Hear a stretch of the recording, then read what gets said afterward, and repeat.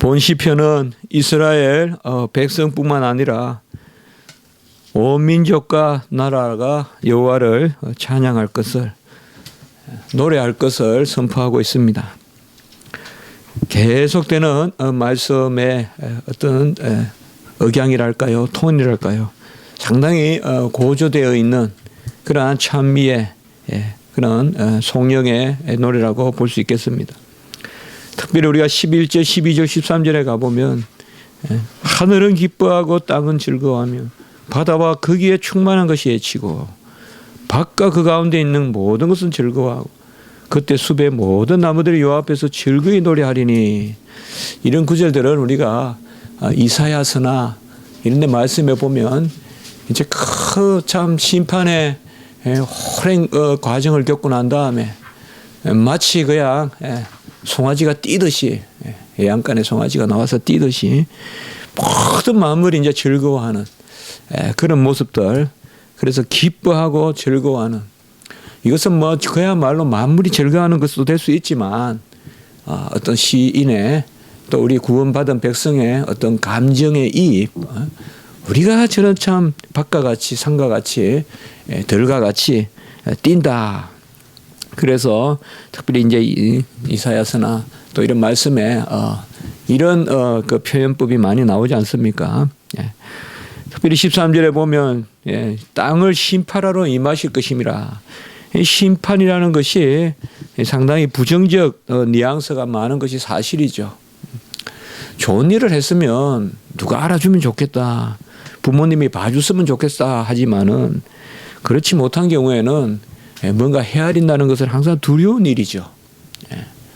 그래서 아이들은 칭찬받으려고 더 많이 또 공부도 하고 또 선행도 하고 그런 경향이 있지만은 어느 순간 이제 살다 보면 그럴 때가 지나죠. 아주 어릴 때는 칭찬만 받고만 클 수 있지만 이제 나이가 들고 좀 더 경쟁이 심해지면 어릴 땐 다 칭찬받던 아이들도 크면 칭찬을 못 받게 되고, 이제 그러면 이 판단이라는 것이 얼마나 두렵다. 그래서 우리가 세상을 살 때 이 심판 내지 판단, 이렇게 참 무서운 거거든요. 그래서 이걸 잘 견뎌야 또 자기의 소신대로 살 수도 있고 하는 부분이 있는데, 오늘 여기 보면 13절에는 보면 심판하러 오시는, 의로 세계를 심판하시는데 그 가운데서 이제 11절과 12절에 이런 말씀들은 상당히 이 선지서에 나오는 그런 우리의 어떤 주제 내지 어조라고 볼 수 있어요. 어떤 심판과 더불어서 온 땅이 여호와를 찬양하고 기뻐하는, 정말 그가 죄악과 세상의 건세와 정사를 다 물리치고 어둠을 몰아내시고 빛으로 오셔서 바로 메시아 예수 그리스도의 어떤 강림의 노래라고도 볼 수 있고, 더 우리가 폭을 넓혀보면 특별히 이 시대에 우리가 이런 말씀을 읽을 때는 이미 오신 예수님에 대한 그런 약속의 말씀으로도 읽을 수 있지만 또 종말론적인 그런 말씀으로 항상 시편의 어떤 선지적인 의미나 또 구약의 선지서들은 대체로 이 두 가지로 기본적으로, 우리가 다니엘서도 그렇고요, 오실 예수님을 말씀으로 읽어도 되고 또 더 나아가서는 이 땅의 이 세상의 종말의 말씀으로, 어느 한편에 너무 치우치면 안 돼요. 그러나 다니엘서 같은 경우는 기본적으로 예수님이 오시는 것으로 해야지 너무 또 종말 이야기로만 그렇게 풀어서도 안 되는, 전에도 우리가 한번 그런 말씀을 봤거든요. 그래서 오늘은 이 1절에 보면 이 새 노래, 새로운 노래, 이 새 노래가 바로 상당히 그 선지자적 그러한 메시지를 담고 있다. 우리가 옛 노래가 뭐겠고 새 노래가 뭐겠어요. 새 노래는 먼저 로마서 10장 14절에 보면 바로 구원은 말씀을 듣고 또 들어서 믿는 것, 믿음은 바로 말씀을 듣는 것. 그래서 새 노래는 복음을 듣고 믿어서 구원에 이르는, 그 로마서 10장 14절에 믿음은 들음으로, 또 들음은 바로 말씀으로, 그런 말씀을 듣고 믿는 그것이 바로 새 노래다. 또 로마서 15장의 9절에 보시면 이방인들도 그 긍휼하심으로 말미암아 하나님께 영광을 돌리게 하려 함이라. 특별히 새 노래는 이제 민족의 어떤 지경을 넘어서는 온 세상에 선포되는 그러한 말씀. 오늘 보면 만국의 족속들아, 특별히 7절에 보면 영광과 권능을 여호와께 돌릴지어라. 오늘 이 말씀은 어떤 이스라엘 안에만 그러한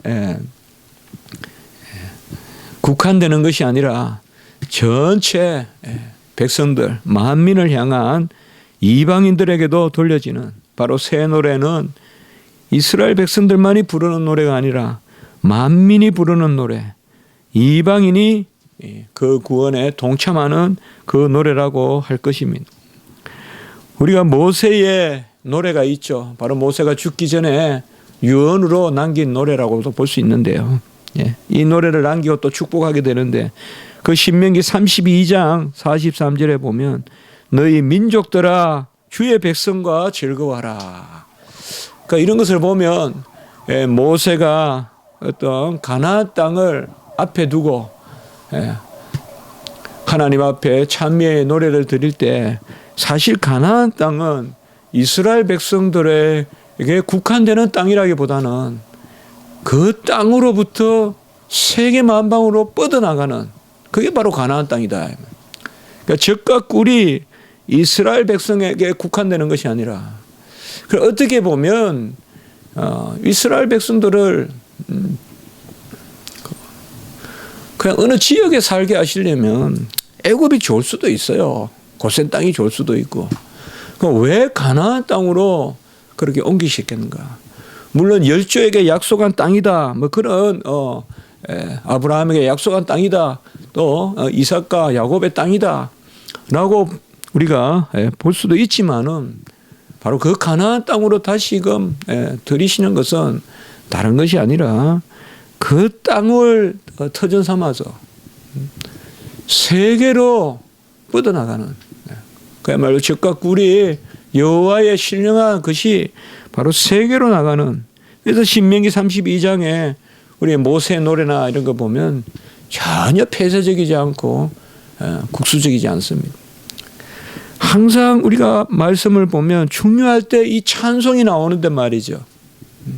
모세의 노래도 있고 또 역대상에 보면 16장에 다윗이 법궤를 메며 올라오고 이제 오벳 에돔의 집에서 법궤를 이제 메고 정말 고위춤이 다 보이도록 그렇게 춤을 추면서 아내로부터 좀 업신여김을 당하면서도 이렇게 올라오잖아요. 법궤를 메고 미갈이 그렇게 했잖아요.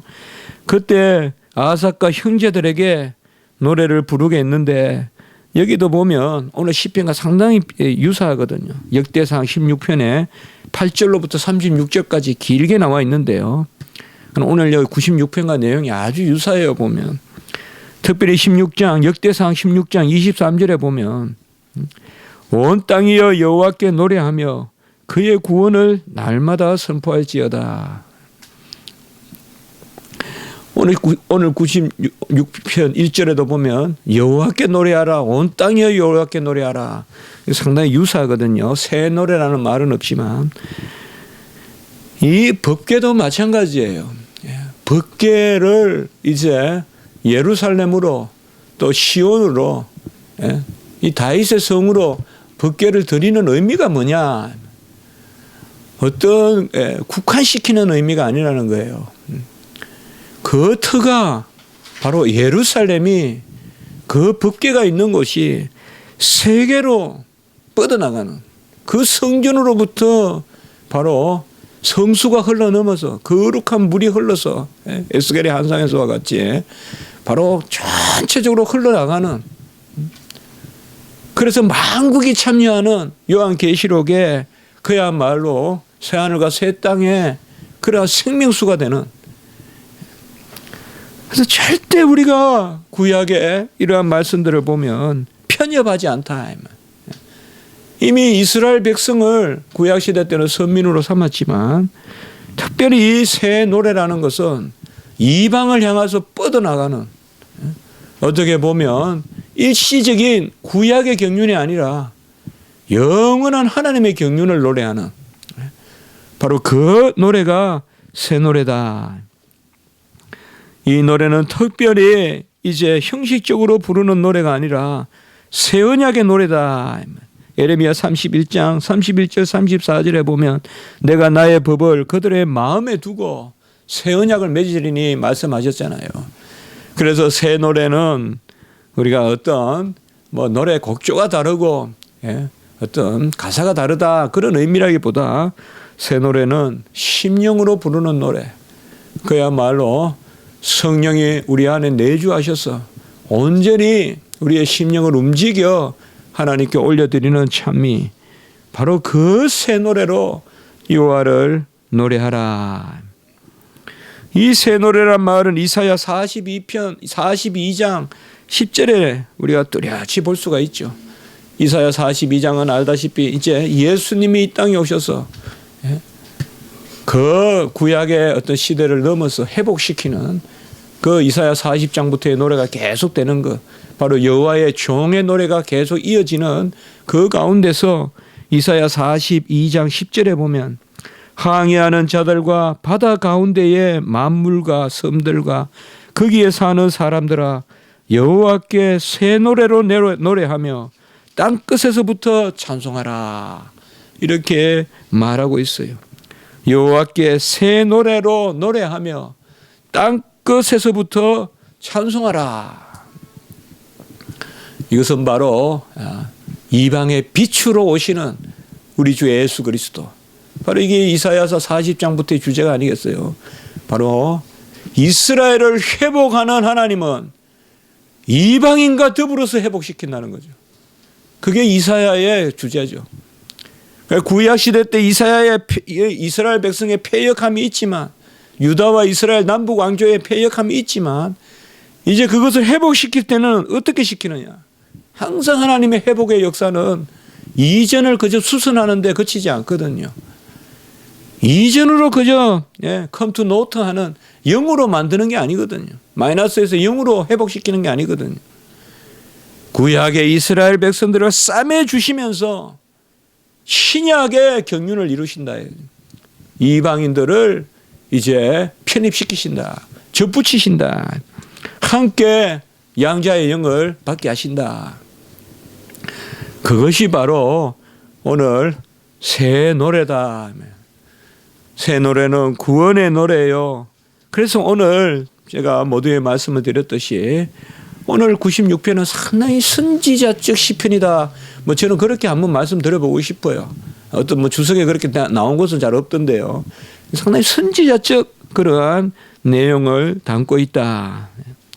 그래서 이사야 말씀과 또 신명기도 보면 우리가 군데군데에서 보면 이미 신명기에 이 메시아의 예언들이 나타나거든요.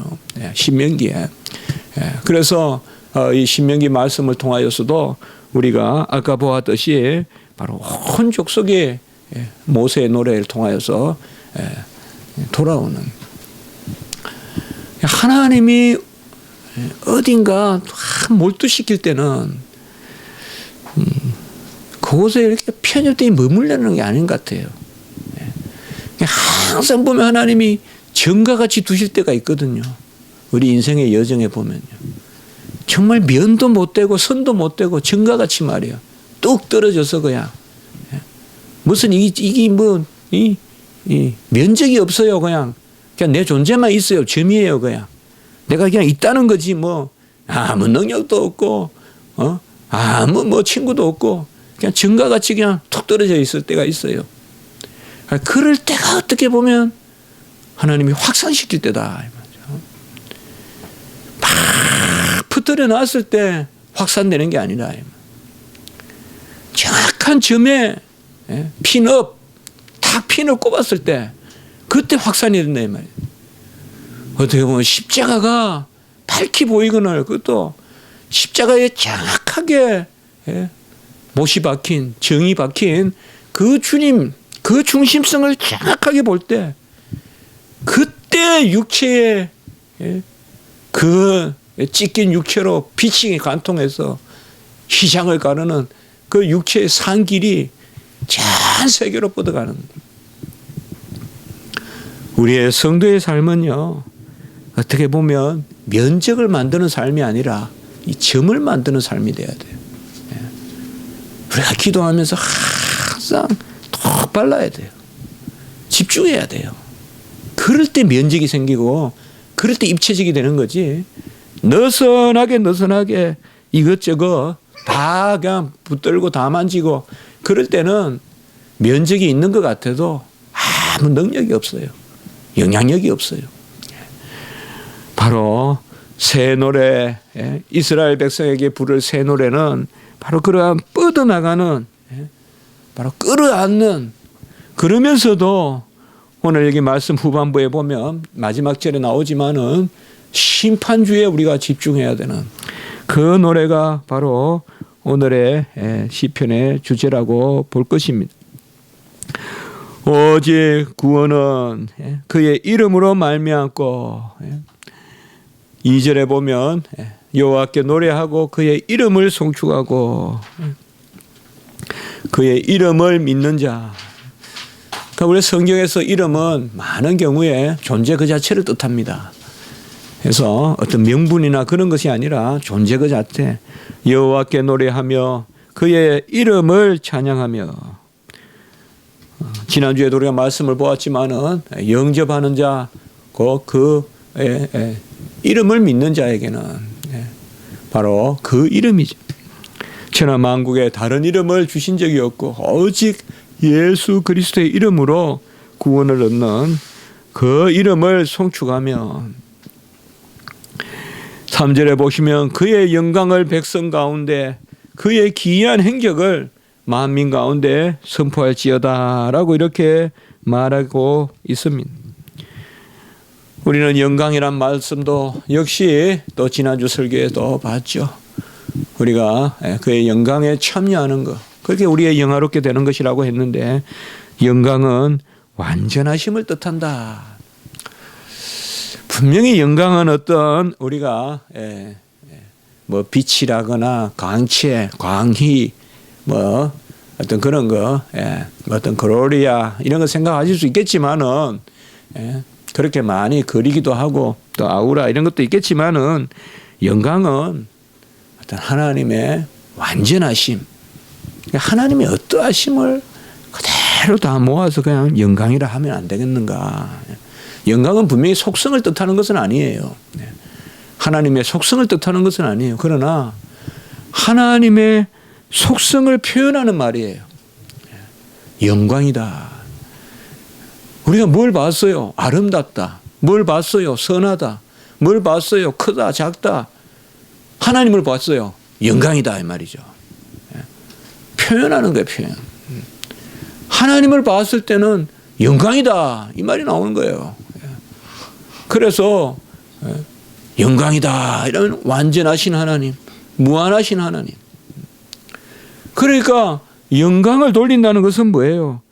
하나님을 하나님답게 모시고 대접하고 섬기고 올리는 거죠. 그게 바로 영광을 올리는 거죠. 그 하나님의 영광과 그의 기이한 행적, 이 기이한 행적이 뭘까요? 특별한 행적일까요? 바로 완전하신 여호와가 행하신 모든 것이 다 기이하죠. 하나님이 하신 일은 전부 기이한 행적이죠. 사실 우리가 평범하다, 비범하다, 뭐 통상이다, 비상이다, 또 일상이다, 뭐 특별하다 이런 말들 나눠서 쓰고 또 섭리에도 그런 이름을 붙이고 통상 섭리니 무슨 비상 섭리니 일반적 섭리니 특별한 섭리니 말을 붙이긴 하지만 사실 깨어있는 성도에게는 모든 일이 다 비범해 보이는 거지. 모든 일이 다 기이한 행적으로 보이는 거죠. 신앙이 조금 믿음이 약하니까 자꾸 비범한 걸 따로 보려고 하는 거지. 믿음이 우리가 장성한 분량이라면 또 그렇게 나아가고 있다면 모든 일상에서 바람이 불어도 그게 비범함이 보이는 거고, 예? 그냥 사시사철 매일 살아가면서 여호와의 기이함을 볼 수 있는 거 아니겠어요?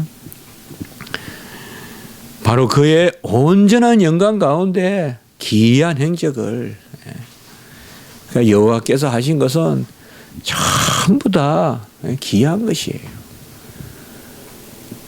우리가 삐끄덕 넘어가 보면 서 있는 게 기이하다고 안다고요.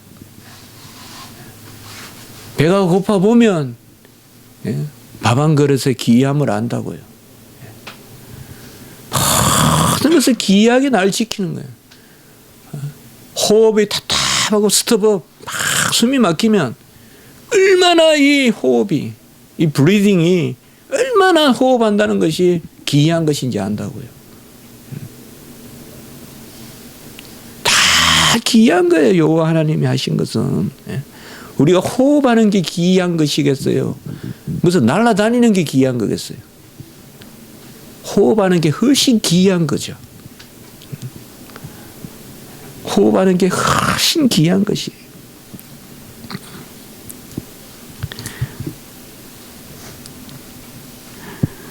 어제 제가 집에서 설거지를 도우면서 TV를 보는데 무슨 프로인지 모르겠는데 막 한 사람이 너무 안 됐더라고요. 여자분인데 나이가 30살이라는데 손이 하나가 완전히 그냥 한쪽이 오른손인 왼손인가가 저기 완전히 그 뭐예요, 뽀빠이 손 같아요. 표현을 하면 좀 좋게 표현하면 손이 이만큼 부어 있어. 이만큼 부어 있고 이 손은 이제 성한데, 그러니까 이런 병이 무슨 병이냐, 희귀병이래요. 손이 부었는데 손이 무게만 평소 다른 사람보다 이것만 3kg가 더 많이 나간대요. 이게 무겁대요. 이렇게 무겁고 또 스치기만 해도 그렇게 아프대요. 이 손이 스치기만 해도. 스치기만 해도 그렇게 아파서 옷도 잘 못 입고. 근데 이분이 제일 처음에 나온 모습이 교회에서 피아노 치는 모습으로 나온 거예요. 이 손으로는 하나밖에 음을 못, 본래 이제 두 손가락이 최근까지 성했는데 이제는 한 손밖에 못 한대요. 이분은 음을 누릴 때마다 고통스러운 거예요. 뭐든지 옷만 다 스쳐도 고통스러워. 옷을 못 입을 정도인데 그래도 그 고통을 무릅쓰고 피아노를 친다는 거예요. 교회에 와서. 이거 가지고는 음을 누르고 이것으로 이제 이렇게 해서 이제 피아노 치더라고요. 그러면서 뭐 진통제를 보여주는데 보니까 다 마약 종류예요. 하도 아프니까. 이제 그러면서 마지막 이제 부분에 잠깐 한 20분 받는가 그런데 무슨 푸는지는 모르겠어요. 근데 마지막에 이렇게 보니까 이제 병원에 가니까 잘못하면 이게 심장 무슨 질환인가 뭐 피가, 이게 병명이 뭔가 하면 혈관이 꼬이는 병이래요. 이게 혈관이 꼬여서 다른 사람의 혈관이 이렇게 일자로 돼 있잖아요. 이분은 사진을 찍으면 혈관이 완전히 뒤엉켜 있는 거예요. 이게 정맥, 막 동맥이 다 뒤엉켜 있어가지고 혈관이 완전히 불규칙적으로 꼬여 있어가지고 이게 이제 나중에는 이 혈관까지 해서 결국은 죽게 된다고, 이제 그래서 잘라야 된다고 이제 선고가 나오는 거, 이제 그거 보고 나오는 게 이제 끝이에요. 그래서 진작 자르고 싶어도 이분 이야기가 나는 이 손가락 없으면 아무것도 못한다. 그래서 이분이 이 손가락을 어쨌든 살려보려고 집에서 이제 혼자 목걸이를 만들어요. 이 손 가지고 이렇게 의지해서 이거 가지고 이렇게 목걸이를 만들더라고요. 목걸이. 근데 뭐 목걸이를 팔고 이런 게 아니라 예쁘게 이제 목걸이를 쭉 자기 방에 만들어 놨는데 요 손이 없으면 못한다 이게. 그리고 이 손이 없으면 이제 어떻게 피아노를 치냐. 근데 이제 그 어머니는 빨리 잘라버려라 이거 손 이거. 이 손이 있어가 얼마나 고통을 막 끙끙 앓는 거예요. 막 마약을 먹고 막 그렇게 마약 정도로 해야 이게 막 견디는 이제 그런 것이 나왔어요. 이제 그래서 제가 저도 이번 주에 조금 학생들 야구한다고 공 던지고 해 팔이 좀 아팠는데 아이고 감사해야 되겠다. 이제 그 생각이 좀 들었거든요. 제 손도 보면 오른손이 보면 온갖 인생의 풍파가 다 오른손에 다 있는데 아유 감사해야 되겠다. 이제 그 생각을 했습니다.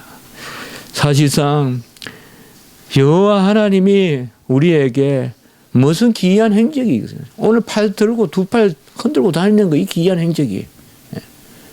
우리 두 팔 흔들고 다니는 거 이거 즐거워하셔야 돼요. 다 즐거워해야 돼. 다 즐거워해야 돼. 정말 저보다 더 즐거워해야 될 사람이 없고 또 여러분들 다 즐거워하셔야 돼요. 그의 영광을 백성 가운데 그의 기이한 행적을 바로 영광은 완전한 품성이요. 기이한 행적은 그 일을 이루시는 하나님. 여호와는 위대하시니 지극히 찬양할 것이요. 바로 그의 위대하심은 절대적 위대하심이요. 모든 신들보다 경외할 것이요. 만국의 신들은 다 우상이다. 우리가 지난주에도 이 말씀이 나왔죠. 93편 3절에 보면 여호와는 크신 하나님이시여 모든 신들보다 크신 왕이다. 여호와는 크신 분이다. 우리는 여호와께 형용사를 쓸 때는 절대적인 형용사로 쓰자 그랬죠. 여호와는 우리보다 위대하신 분이 아니라 절대 위대하신 분이다. 어떤 우상들, 어떤 신들보다 만국의 신들은 다 우상이고 5절에 보면 우상들은 만들어진 것이죠. 그러나 5절 후반부에 보면 우리 여호와는 만들어지신 분이 아니라 하늘을 지으셨습니다라고 이렇게 말하고 있습니다. 우리에게는 좀 낯설지만은 모든 우상들을 섬기는 신들이 곧 우상이라. 다 그것들은 죽은 것이요. 움직이지 못하는 것이요. 말 못하는 벙어리요. 불에 집어넣으면 타버리는 나무요. 또 녹여지는 쇠요.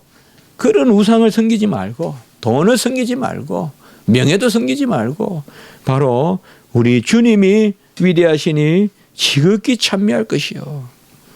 그는 특별히 어떤 분이냐. 6절 7절에 보면 6가지로 표현하고 있어요.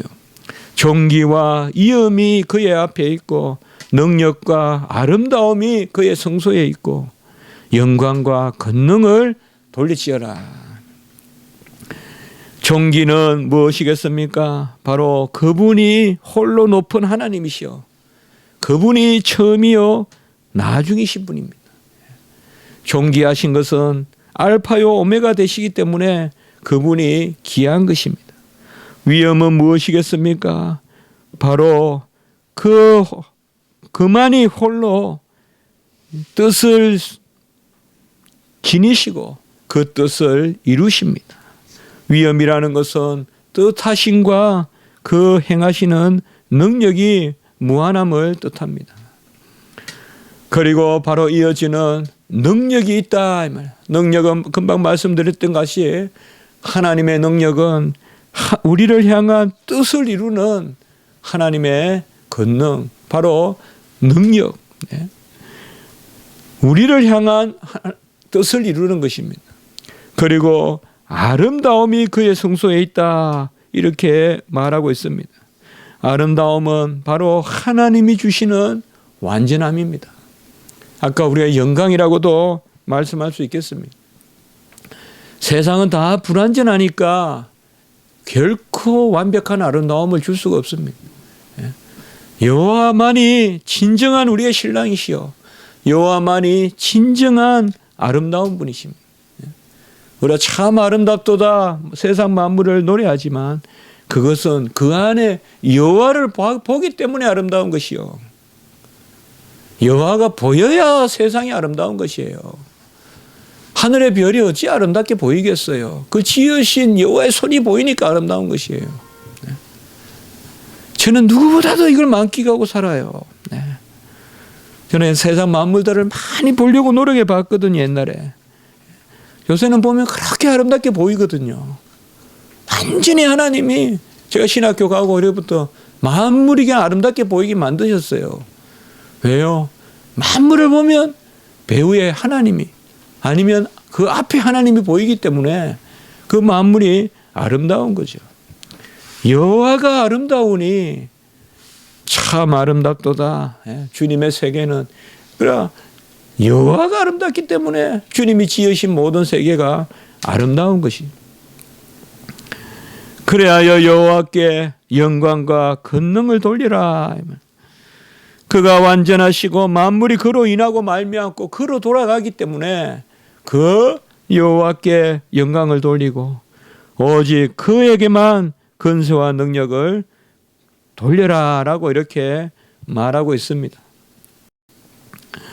우리는 모든 존귀와 위엄, 능력과 아름다움이 하나님께만 있습니다. 같이 합시다. 존귀와 위엄, 능력과 아름다움이 오직 하나님께만 있다.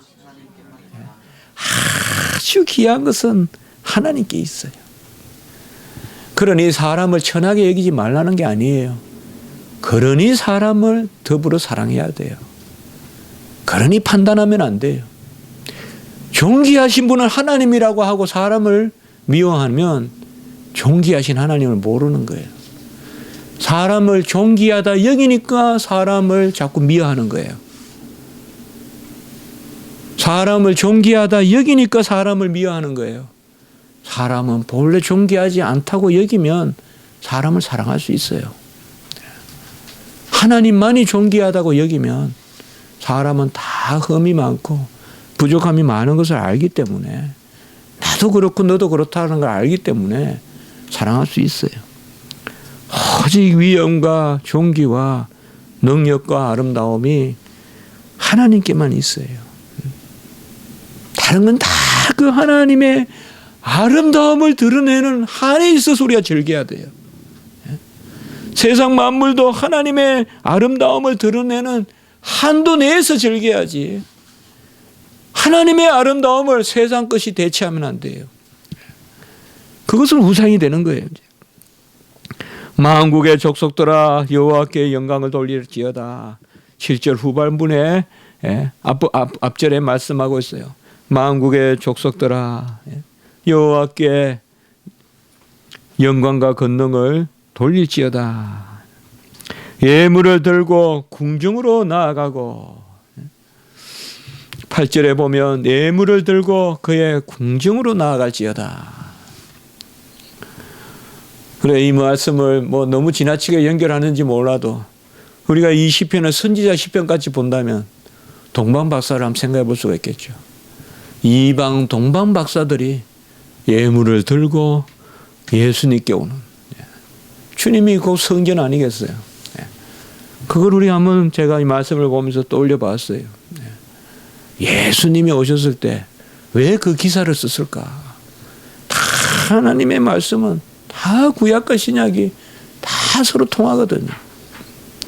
주님이 오시니 예물을 들고 그 궁중으로 나아가는, 참 성소 되시는 우리 주님께 황금과 유향과 모략을 들고 나타나는 이방인들이잖아요.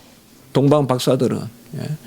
그들이 향유와 유향과 황금과 유향과 모략을 들고 아름답고 거룩한 것으로 여호와께 예배할지어다. 9절에 또한 이렇게 말하고 있습니다.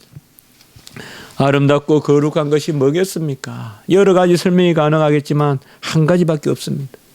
여호와가 주신 것을 잘 보존하고 그것으로 여호와께 영광을 돌릴지어다. 다 부자 집에 있는 큰 어떤 막 그런 가마보다 가만이라고 그러면 하도 안 쓰니까 이 말도 모르겠네요. 큰 푸대보다 그린의 집에 있는 콩 몇 개를 잘 간수했다가 드리는 마음.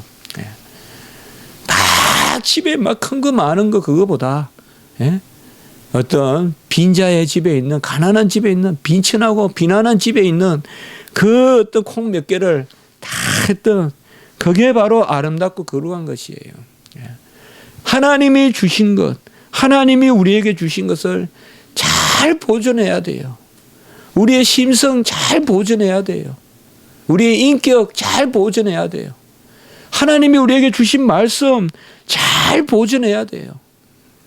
그게 아름답고 거룩한 것이에요. 그것을 가지고 여호와께 나아가는 것이에요. 뭐 많은 것을 뭐 대동해가지고 뭐 막 이랴 하면서 그냥 황금을 싣고 막 마차로 여호와 궁전에 나간다고 해서 그게 하나님이 사랑하는 것이 아니라 여호와께서 우리에게 베푸신 거 있잖아요. 정말 옛날 어릴 때 보면 가난할 때라도 우리 어머니 주머니에서 보면 뭔가 이렇게 주시는 게 사탕 하나라도 먹으면 배가 부르건 말이죠. 요새 막 아무리 가게 가가지고 사 먹어도 허기가 안 채워지는데도 옛날 무슨 어머니들이 주는 어떤 빵떡 하나 이런 것도 먹으면 그런 게 여기 나오는 아름답고 거룩한 것이 아닌가. 뭔가 작아 보여요. 제가 인생을 살아보니까 지혜가 그런 데 있어요, 여러분들. 월급 많이 받는 거 그게 중요한 게 아니에요. 잘 귀한 것을 감수하는 게 중요하더라고요. 아름답고 거룩한 것으로 여호와께 예배를 드리고 10절부터는 이제 12절까지 여호와께서 다스리시니 세계가 굳게 서고 흔들리지 아니하시고 만국을 공평으로 같이 합시다. 만민을 공평하게.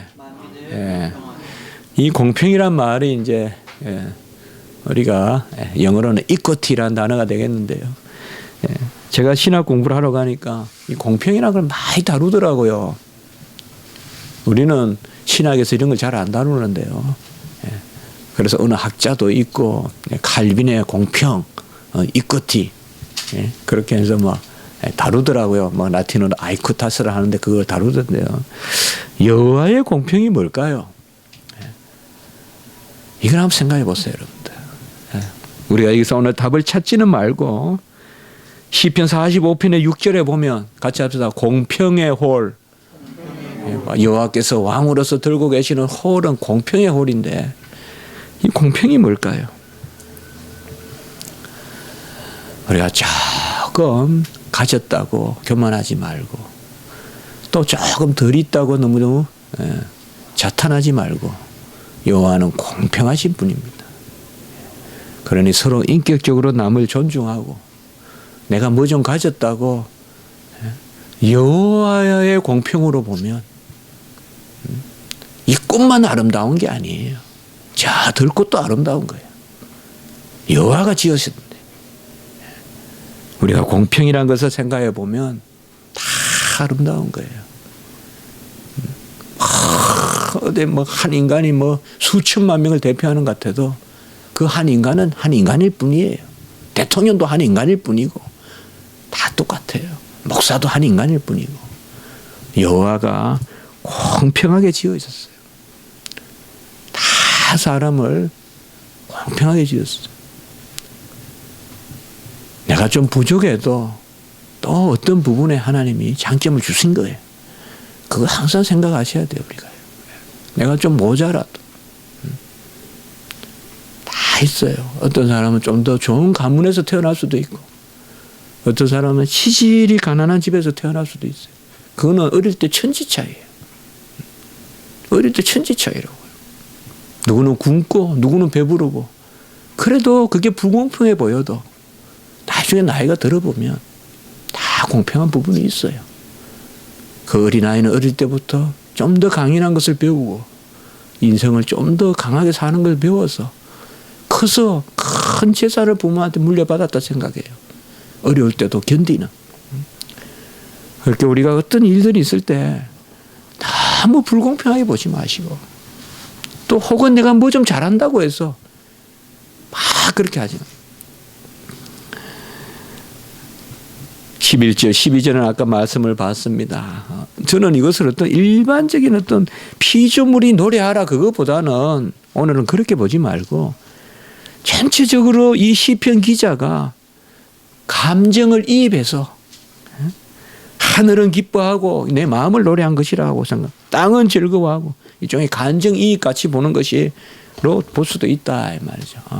내 마음의 이 고향된 마음을 땅에다가 하늘에다가 밭에다가 숲에 모든 나무에다가 감정이입해서 노래하자.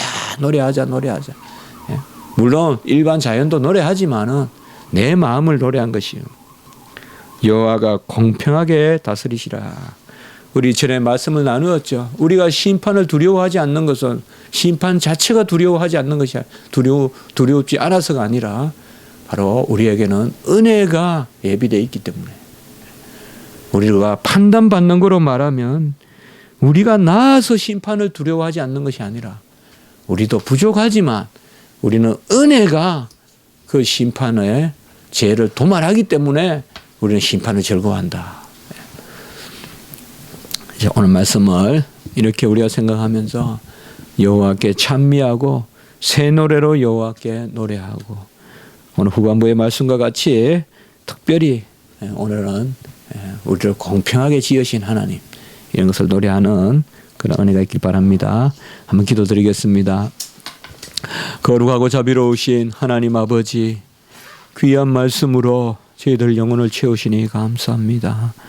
새 노래로 여호와를 송축하고 감사하고 찬미하며 정말 우리 중심이 온전히 시온의 성소 법궤와 같이 아버지여 완전히 우리의 중심이 한 곳에 머물어 우리가 뻗어나가고 확산되고 지경을 넓혀가는 그러한 삶이 되게 하시고 그러한 새 노래가 우리 가운데 울려 퍼지도록 주여 도와 주시옵소서.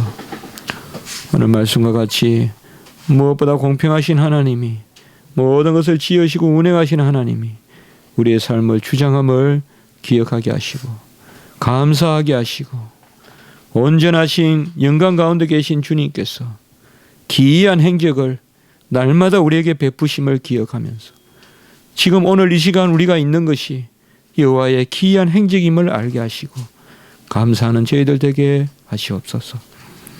우리 기도할 때 주여 불쌍히 여겨주시고 이스라엘 백성이 기도할 줄 몰라도 하늘 향해서 울부짖던 그 소리를 듣고 출애굽 없이 낀 하나님이시여 우리가 예치지 않는 것이라도 들어주시고 우리를 온전케 인도하여 주시옵소서. 구주 예수 그리스도 이름으로 감사하며 기도드리옵나이다. 아멘.